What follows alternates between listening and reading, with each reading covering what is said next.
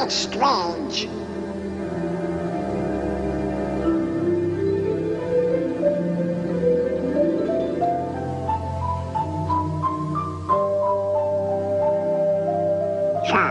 That's an odd-looking creature.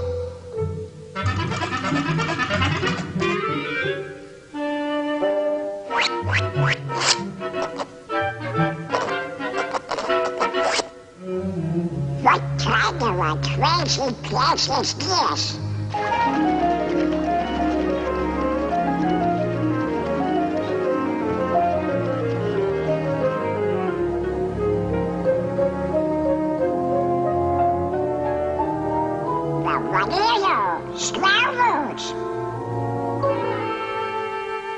Pi is equal to 3.1415926535897447, etc., etc., etc.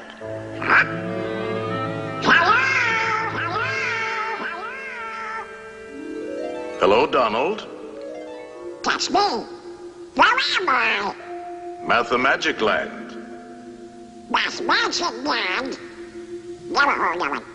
It's the land of great adventure. Well, who are you? I'm a spirit, the true spirit of adventure. That's for me. What's next? A journey through the wonderland of mathematics. Mathematics? That's for eggheads. Eggheads? Now hold on, Donald. You like music, don't you? Yeah? Well, without eggheads, there would be no music. Come on. Let's go to ancient Greece. To the time of Pythagoras, the master egghead of them all. Pythagoras? The father of mathematics and music. Mathematics and music? Ah, you'll find mathematics in the darndest places. Watch. First, we'll need a string. Stretch it good and tight, plunk it. Now divide in half. Plunk again. You see? It's the same tone, one octave higher. Now divide the next section. And the next. Pythagoras discovered the octave had a ratio of 2 to 1. With simple fractions, he got this.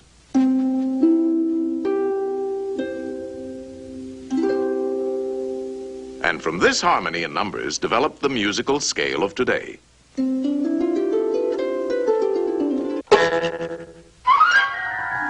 By golly, you do find mathematics in the darndest places. You can imagine how excited Pythagoras was when he shared his findings with his pals, a fraternity of eggheads, known as the Pythagoreans. They used to meet in secret to discuss their mathematical discoveries.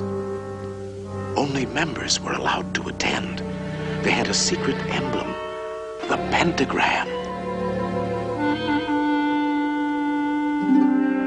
Let's see what the topic is for today.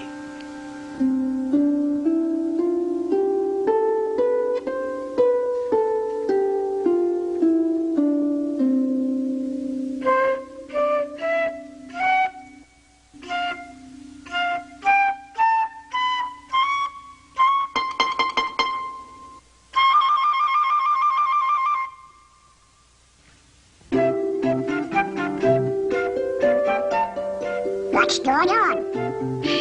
It's a jam session. Give me something with a beat. Shh.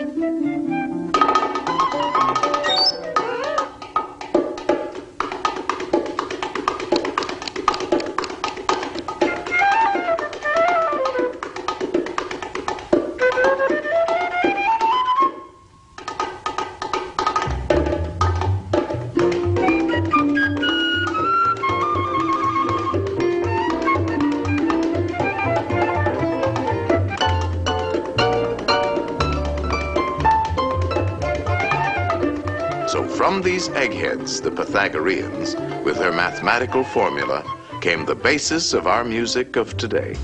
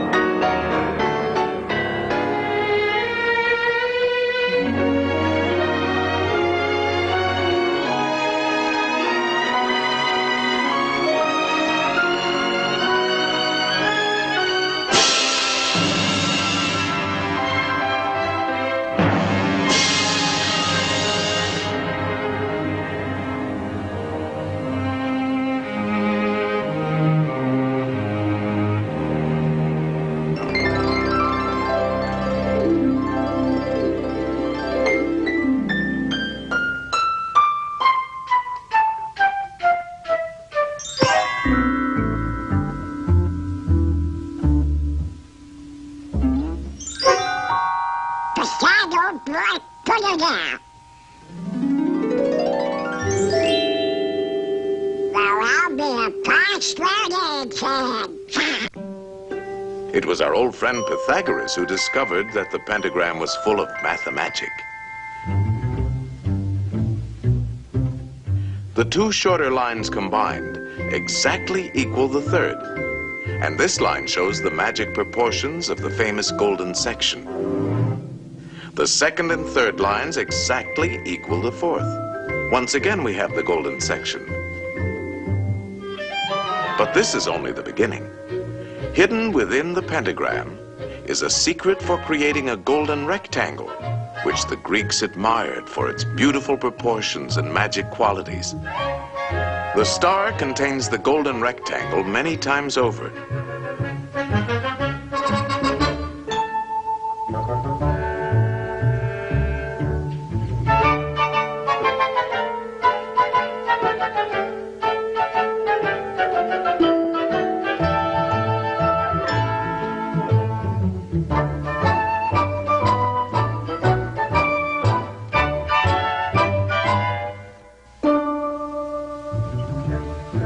It's a most remarkable shape.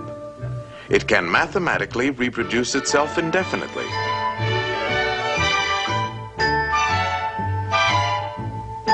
All these rectangles have exactly the same proportions.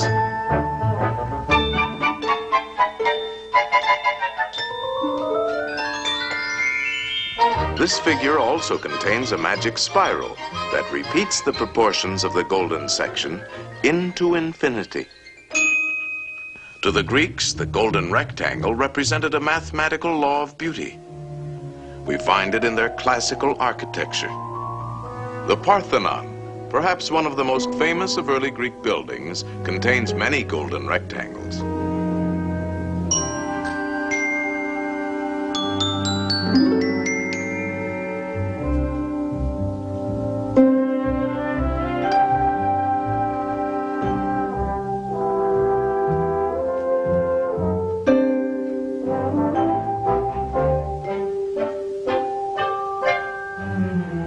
These same golden proportions are also found in their sculpture.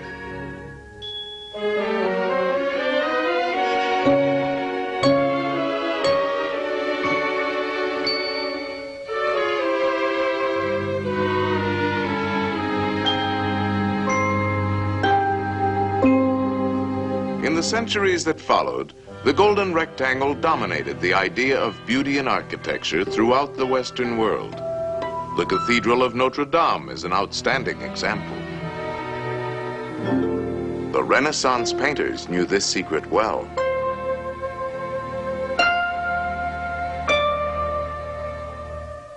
Today, the golden rectangle is very much a part of our modern world.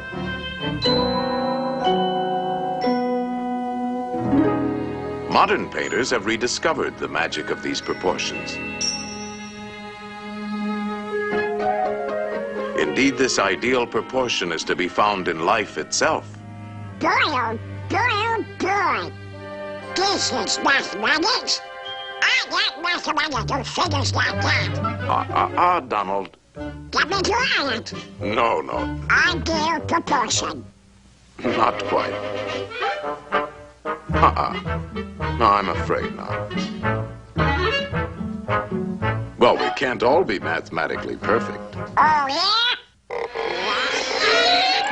Yeah, I knew I could do it. Now that you're all pent up in a pentagon, let's see how nature uses this same mathematical form, the petunia, the star jasmine,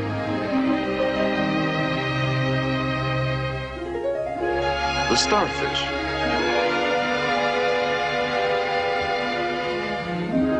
the wax flower,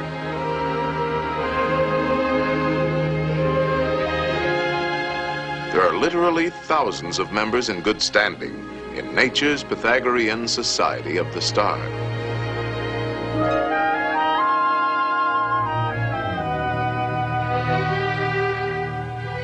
All nature's works have a mathematical logic, and her patterns are limitless.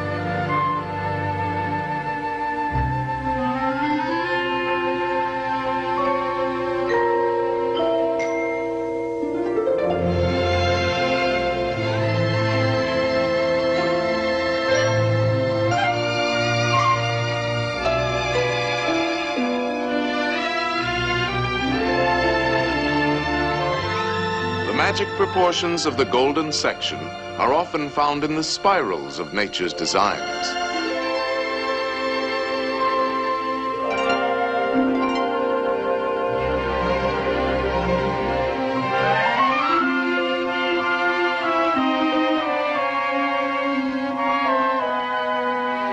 The profusion of mathematical forms brings to mind the words of Pythagoras. Everything is arranged according to number and mathematical shape. Yes, there is mathematics in music, in art, in just about everything. And as the Greeks had guessed, the rules are always the same.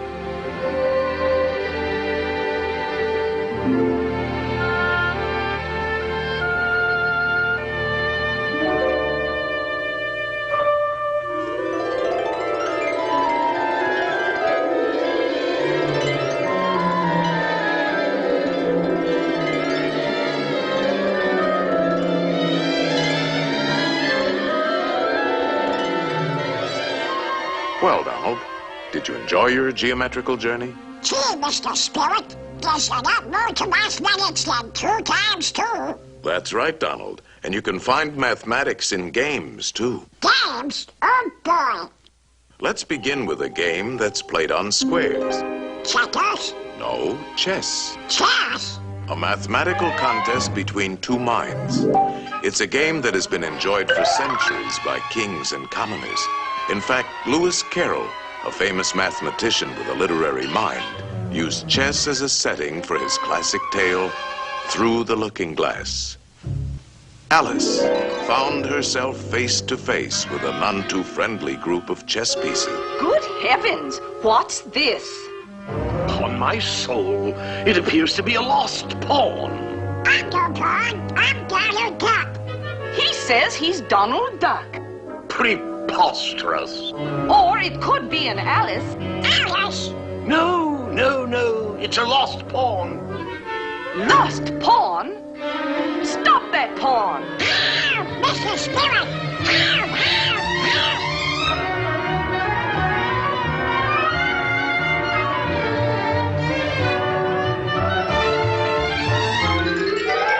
Ow,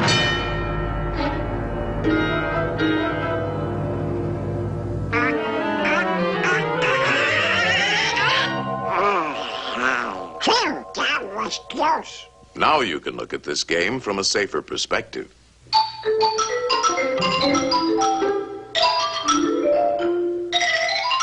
Chess is a game of calculated strategy, and since the board is geometrical, the moves are mathematical.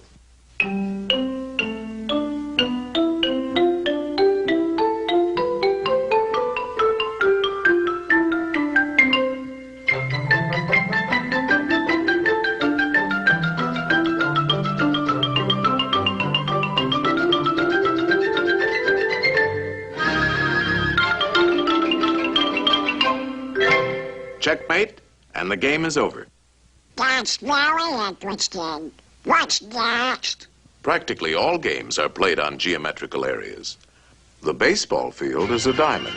Oh, boy.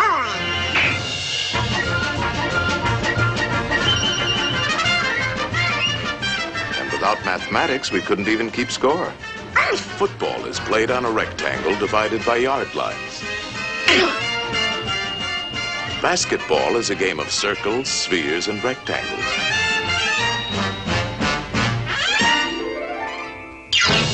Even hopscotch has its multiple squares.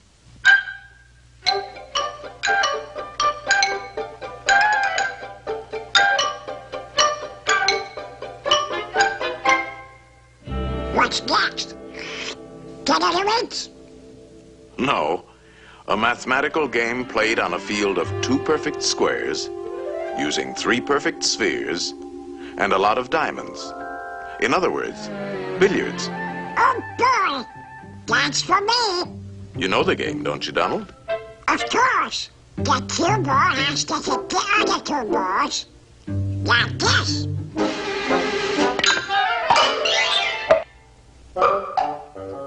Now let's see how an expert at 3-cushion billiards uses his head. 3-cushion? Yes, the cue ball not only has to hit both the other balls, but it must contact at least 3 cushions before it hits the final ball.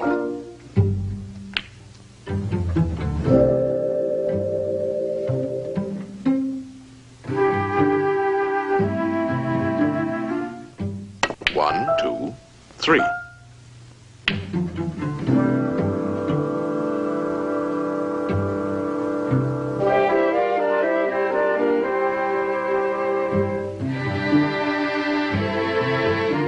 One, two, three.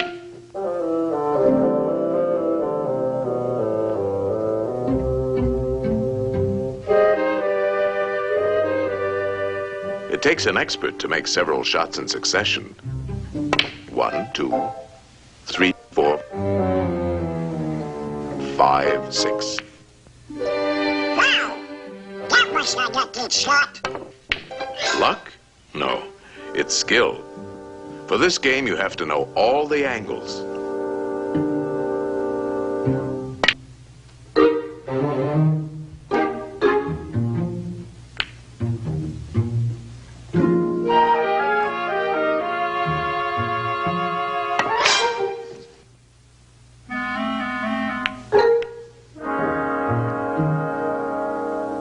One, two, three, 4, 5, 6, 7. That's amazing! How does he do it? First, there's technique. He's striking the cue ball low, so it'll spin backwards. Hitting the ball on the right side will make it hug the rail. These trick shots take a lot of practice. He missed it! 1, 2, 3. What's the mathematic about that? Oh, this game takes precise calculation. He figures out each shot in his head. He could play it like this, but it calls for quite a bit of luck. There is a better choice. For this, he uses the diamond markings on the rail as a mathematical guide. First, he figures the natural angle for hitting the object balls. And then he finds that his cue ball must bounce off the number 3 diamond. Next, he gets ready for the shot, and he needs a number for his cue position. This calls for a different set of numbers. Very confusing, isn't it? Not when you get the hang of it. You see, the cue position is 4. Now a simple subtraction. 3 from 4 is 1. So if he shoots for the first diamond, he should make it. It's called playing the diamond system.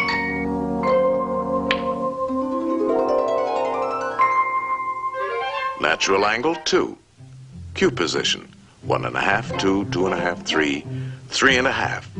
2 from 3.5 is 1.5. So, shoot halfway between the first and second diamonds. There's nothing to it. Give me one. Let's see now. If I hit it here, it'll bounce there and no here. If I hit it here, 4.5 minus 3, 3.5 plus 4 added to 2, then divided into 2. I guess I should shoot about here. No, Donald. There's no guesswork to mathematics. It's quite simple. Natural angle for the hit, 2. Cue position, 3.5. How much is 3.5 minus 2? 1.5.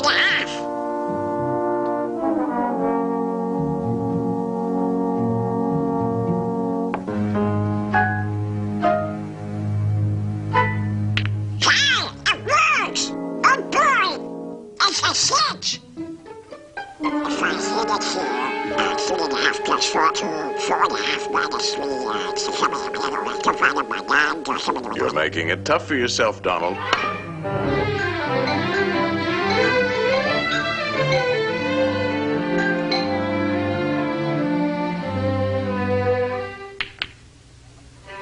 How do you like that for mathematics, Mr. Spirit? Wonderful, Donald. And now you're ready for the most exciting game of all. Oh boy! And the playing field for this game is in the mind. Oh, look at the condition of your mind. Antiquated ideas, bungling, false concepts, superstitions, confusion. To think straight, we'll have to clean house.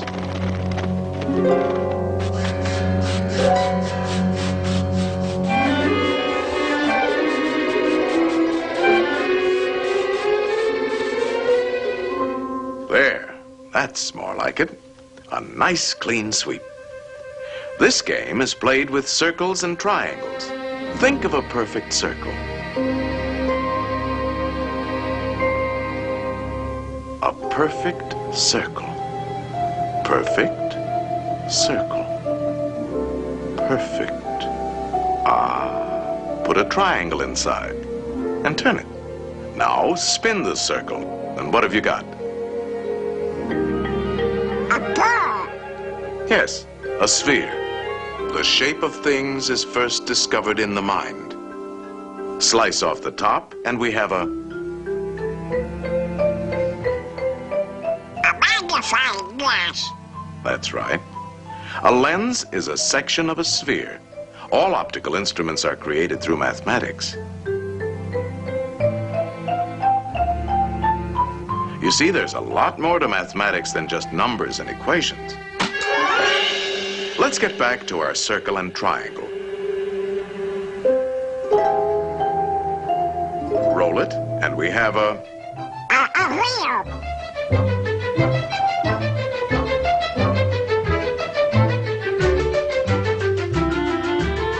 The circle has been the basis for many of man's important inventions.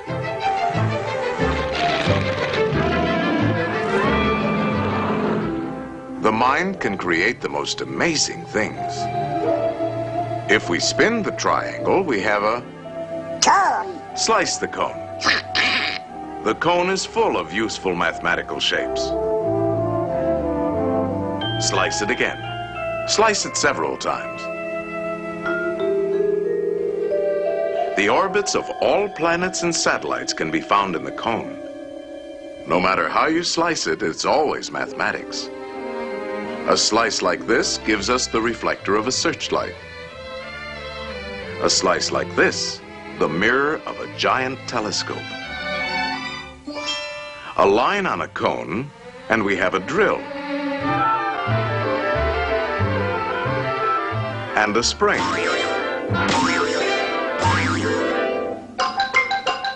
Now you're ticking.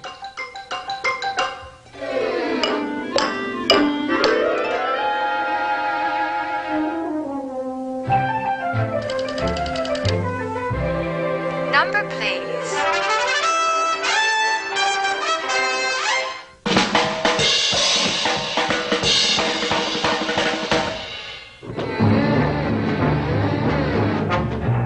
The mind is the birthplace for all of man's scientific achievements.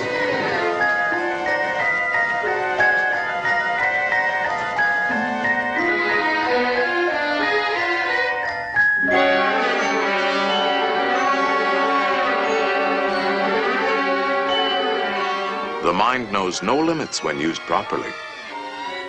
Think of a pentagram, Donald.